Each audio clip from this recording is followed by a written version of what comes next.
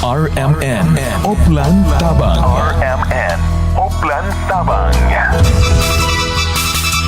Mga kasama, gibutyag karon ni Corporate Social Responsibility kun CSR Manager sa Armen Foundation Patrick Aurelio nga dili makapugong ang nasilatian nga aftershock sa pagtunol og hinabang sa gatusan ka mga biktima sa linog sa Mamanawa Elementary School, Malapatan, Sarangani kagahapon June 24, 2026. Luyo sa maong panghitabo nagmalampuson ang pagtunol sa hinabang sama sa pagtunol og mga panginahanglan sama sa tarpaulin og water gallons.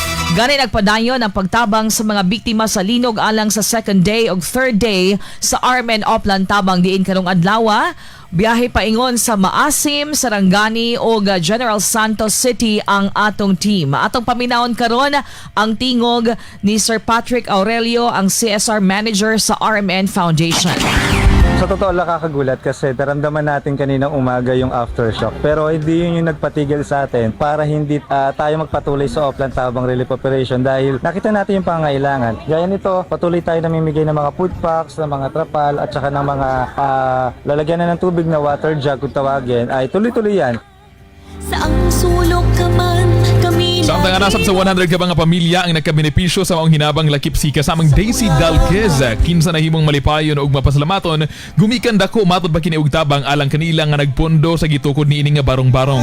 Samtang dako usab ang pagpasalamat ni DXDC Armen Davao Station Manager Zinaida Salas nga personal nga mapaabot ang tabang sa mga biktima sa linog luyo sab sa hagit sa agianan.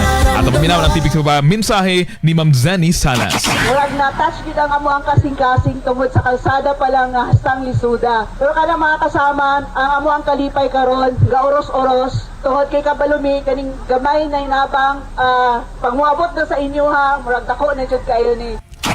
Kaubansab sa puwersa ang RMN Foundation, IFM Gensan o RMN Gensan magpadayon karong adlaw alang sa ikaduhang adlaw sa relief operation. RMN Oplan Tabang. RMN Oplan Tabang.